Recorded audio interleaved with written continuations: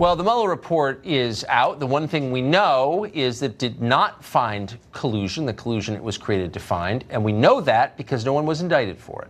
But that doesn't mean it was harmless. Plenty of people had their careers and names destroyed by federal investigators desperate to do the bidding of who knows who. But it happened. Trace Gallagher joins us to discuss the victims of the Mueller probe. Trace?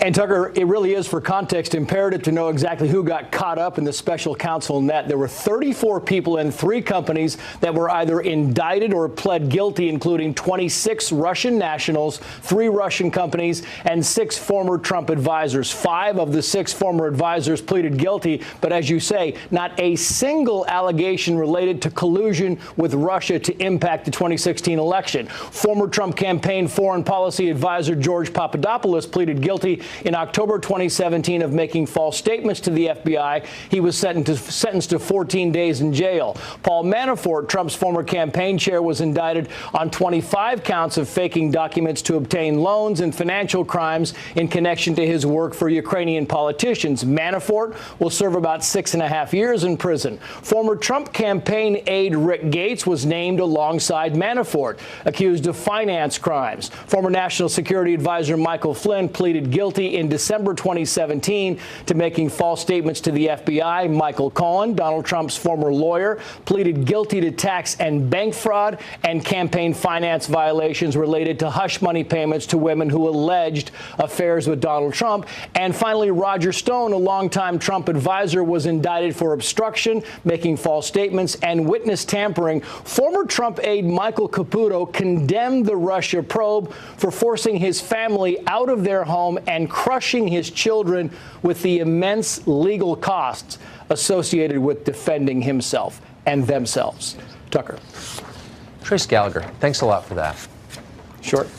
Laura Ingraham, of course, hosts the Ingraham Angle right here. She's our friend, and we're grateful to have her in our studio tonight. So, Laura, thanks a lot for coming. Absolutely. As you're preparing for your show tonight. There's a big media angle to this. The press really drove a lot of this behavior and drove this investigation. At Fox, we're allowed to say by our network whatever we think is true, and they support us completely in that, and I'm grateful for it. You watch the other coverage, and really it's just they're reading every hour is reading from the same. Maddow clearly says what she wants to say. Yeah. Everybody else seems to be reading from some script that Jeff Zucker wrote. How implicated are these channels in the travesty that we just I think saw? the collusion between the media apparatus, the dominant media apparatus other than Fox, and the DNC, the deep state, is profound. It seems and the international elites who wanted this all to be true. We have to remember there's an international angle here, which, you know, we're looking at the Ukraine angle and all. There's an international angle here because Donald Trump came along and he was the great disruptor on the scene. He's like, I don't buy into what you're doing at the EU. God bless you. I don't buy into all your wine cellars and your confabs and your think tanks. And this whole industry employs thousands and thousands of people. And Donald Trump said, this isn't working well for the United States. He was an existential threat to them. They cheered this whole thing on. They shell out the money for all these conferences for people like John Meacham, I like John Meacham. He's a really talented writer. But when someone like John Meacham got caught up in this at MSNBC, I was looking at this. He said, this is the very definition, basically, of treason. What Donald Trump did. He's a historian. This guy is like a Pulitzer Prize-winning, writer. When someone like that can get caught and ensnared in this frothy frenzy to get Trump. Yes. We have a big problem in our hands. And I am so glad. I watched every minute of your show tonight, Tucker, and as I do every night. But what you said about the need for consequences and repercussions, it's just like with things like Jussie Smollett or UVA rape case or what happened with the Kavanaugh leaks. There needs to be repercussions. Either the public needs to, decide maybe we should watch something else, or there needs to be a criminal investigation by Bill Barr into how this all went down. The FISA warrants, the leaks that happened, all this stuff has to be looked at. This cannot happen to another president of the United States. Well, I agree. Or a Democrat or a Republican. I don't care who you are. The criminalization of politics brought down individuals who were caught up in the gears and the machinery of the prosecution complex in this country. No, but that's literally true. So, look, people call for my firing every day. I'm not calling for anyone else's. Ditto. And yours too, I know. No, I don't want to fire. I'm just saying, don't think more slowly about these issues. No, but I agree. But I just wonder, and I'm so grateful to work here. Let me just say that again. But I wonder, how can Jeff Zucker continue to run that channel after what we just saw? So they brought in newly released people from the government who would run our agencies, who clearly were getting information about this investigation, and putting it on the air as propaganda. It turned out to be lies. Like, how can you do that? And all that, I think it's the Buddha said the finger's always pointed back at you. So everything they say about Trump, it's like state-run TV, you're colluding. So and the colluding and the state-run TV is like they're working for the deep state or the elite state or whatever you want to call it. So they're all colluding. And Trump is like, wait a second, I'm this guy from New York. I came in. I actually want to make this country better. I'm like my own man, and I know I'm going to tick you off, but I actually want America to thrive and be prosperous. And really well thought of people who are smart people are throwing the word treason, traitor. The guy should be in handcuffs. He should be let out of the Oval Office. All of these people tonight should look at themselves in the mirror and think, maybe I need to re-examine how I speak on these issues in the future. Not that we don't all make mistakes. We do. I do. You do. We all do. I've made big mistakes. Yeah, and as do I. But these were pronouncements that would destroy families, destroy presidencies, and as you pointed out earlier, and I'm so glad you did, the lost opportunities that we might have actually worked with countries that could box out China on things. I mean, do we really not want to work with Russia on anything? Ever again? Because last time I checked, China has the biggest threat to the United States. Oh. Russia's economy, what is the size of France's? Yeah, Texas. I mean, it's like, come on. It's They can't build a working escalator. So now They're a Russia and major China are doing military exercises, and we're on the sidelines going, okay, we got to act really mean on everything with Russia because of this Mueller investigation. It had a profound policy effect, I think, on our government. And that we'll never know really the effect on the American people, our geopolitical position. That must be examined. And also in the social fabric. And I notice it here, like you, I'm not from Washington, but I've spent most of my life here. I know you have too. I've known you for most of that time. This city has become paranoid, distrustful, angry. I talk to people all the time. I can't text that to you. I don't trust what do you mean you don't trust your text? What country is this? I can't have this conversation. I'm too nervous. People are afraid. Do you want to live in a place where people are afraid? Where the prosecution state becomes so big and so powerful, a mere accusation can turn your life upside down. Yes. Now, Donald Trump has a lot of money. He can defend himself. That's right. He happened to be innocent of these charges. He knew it all along. And everyone who said, why is he meeting behind closed doors with the Russians? Why did he put Putin on the back? Whatever criticism.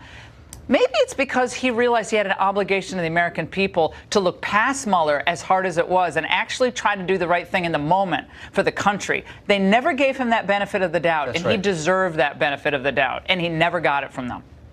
What happens next? I think the left is going to go into a deeper rage. I think they'll learn nothing from this, sadly. Maybe some of the smarter folks like Meacham and others will. But I think now it's going to turn to, it's not transparent. Barr was brought in to be the cleanup man here. This isn't a serious review. So I think, again, like we're seeing on the socialism lurch, they're lurching towards socialism, slouching towards socialism.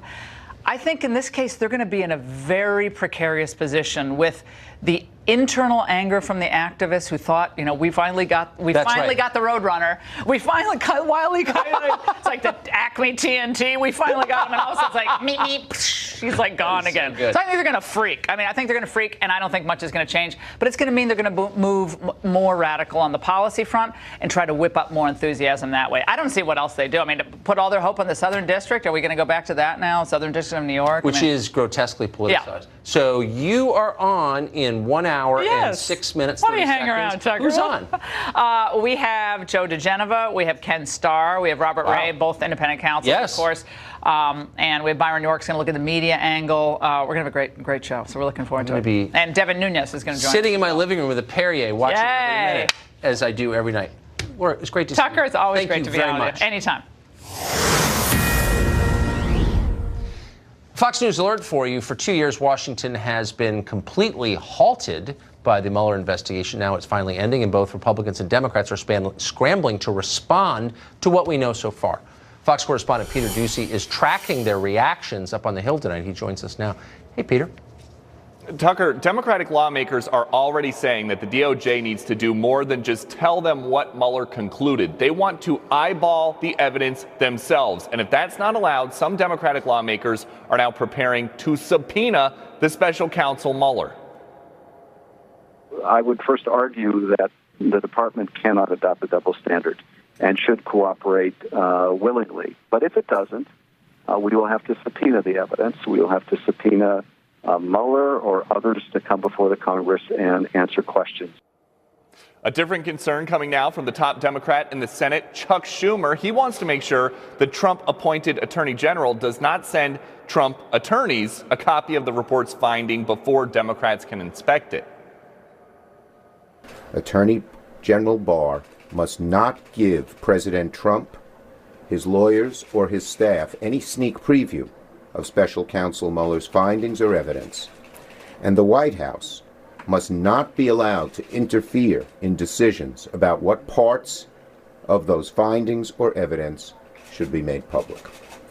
Democrat Mark Warner, who helps lead a Senate investigation into possible Russian collusion, has this statement tonight. The special counsel's report must be provided to Congress immediately, and the Attorney General should swiftly prepare a declassified version of the report for the public. Nothing short of that will suffice. Warner works on that investigation with Richard Burr, Intel Committee chairman, who says this: I trust special counsel Mueller has conducted a fair and thorough investigation, and I look forward to reviewing his report. So far, nobody in either party on Capitol Hill has seen this report, but some Republicans are already saying, told you so, like Steve Scalise, the minority whip in the House, who says the reports that there will be no new indictments confirm what we've known all along, that there was never any collusion with Russia. Then there's Republican Senator Lindsey Graham, who says, I have always believed it was important that Mr. Mueller be allowed to do his job without interference, and that has been accomplished. Lawmakers that I have spoken to on the phone tonight do expect to get some kind of information about the findings this weekend. But one issue in terms of actually